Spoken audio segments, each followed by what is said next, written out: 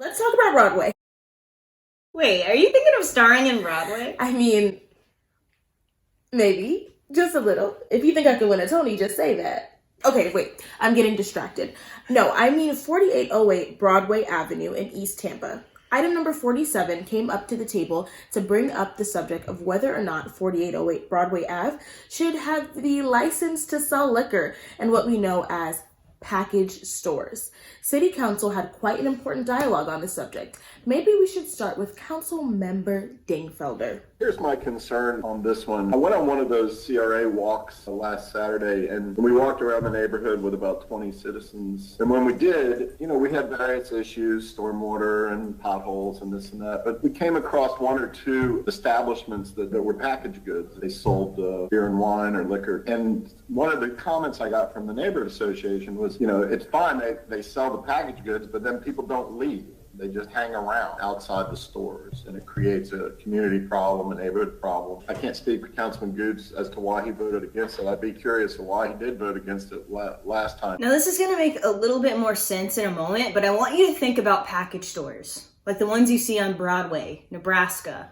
Florida, Hillsborough, and other poor areas of town. They're right there in the neighborhoods. It seems that there's some contention between city council members on this issue, and things got a little theatrical, to say the least. At any reference, at any time, in all my years of public service, I've never questioned any council member on the vote. I may not agree with it, but I don't ask a council member why they voted one way or the other. I think we ought to go forward, and my only opinion is I don't question the other six.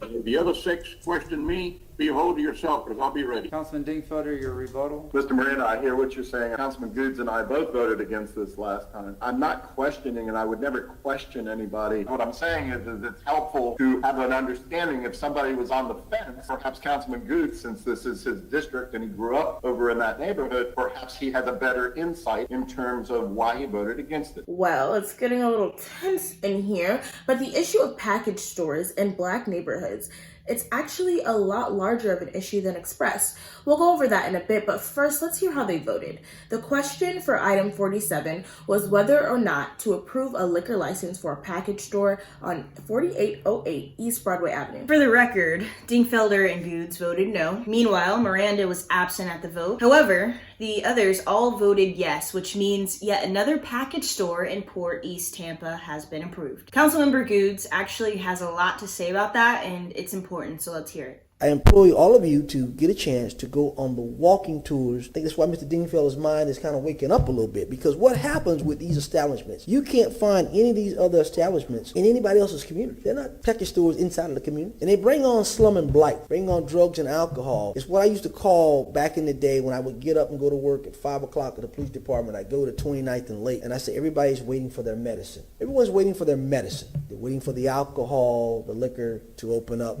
to feed their disease. That's why I want to support these type of items, because what it brings. It's a business, yes, but it's the wrong type of business inside of neighborhoods.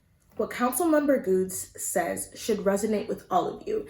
He's not saying he opposes liquor stores, but in what other parts of Tampa do you commonly find package stores directly in neighborhoods?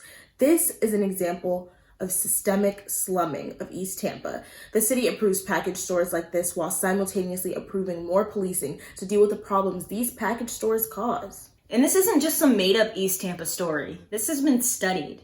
In August 2000, a report by Levice and Wallace titled Health Risk and Inequitable Distribution of Liquor Stores in African American Neighborhoods shows that Black neighborhoods across the U.S. have more package stores directly in their neighborhoods than any other population.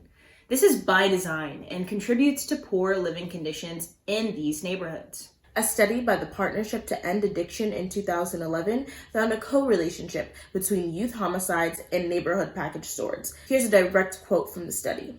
The researchers also looked at violent crime statistics and census data for the city. They found violent crime rates were significantly higher in areas that had both higher densities of stores and retail stores with more cooler space devoted to single-serve alcohol containers. Now, this isn't us judging people who drink alcohol or even those with alcohol addiction. If you are struggling with addiction, please know that we love you, we see you, and you are not a bad person. But the fact is, These package stores perpetuate a cycle of addiction that can lead to poverty. Poverty leads to desperation, which is why robberies, assaults, and sadly, even homicides tend to happen in these areas. We're not opposed to liquor stores. It's just a problem that they're smack dab in the middle of an already suffering neighborhood. Wait, though we already saw how they voted, Councilmember Vieira, Maniscalco, Carlson, and Citro voted in favor of this liquor package store on Broadway. Now they have more to say about it. Two things.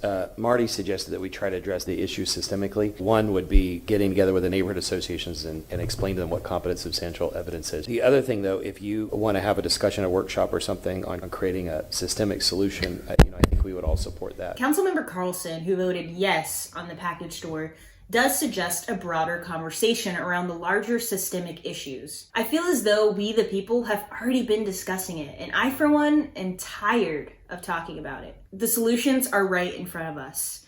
It doesn't end there, though. Our fearless leader, the progressive darling himself, Councilmember Vieira, who also voted yes, had some things to say, and I think it's worth a highlight. They often talk about the school to prison pipeline, then there's also the neighborhood to prison pipeline, where a lot of our lower income communities get businesses in there that we know in one way or another are reasonably calculated to lead to, negative and adverse life impacts. When you talk about things, and this is personal and has absolutely no bearing on how we've ever voted, but when it comes to alcohol, we know that alcohol, generally speaking, can have an adverse effect on people's lives. I've never been much of a drinker. Maybe it's because I was raised in church, but that's just me, which is kind of funny. Councilmember Vieira plainly voted yes for this package store, but yet acknowledged with passion even the neighborhood to prison pipeline.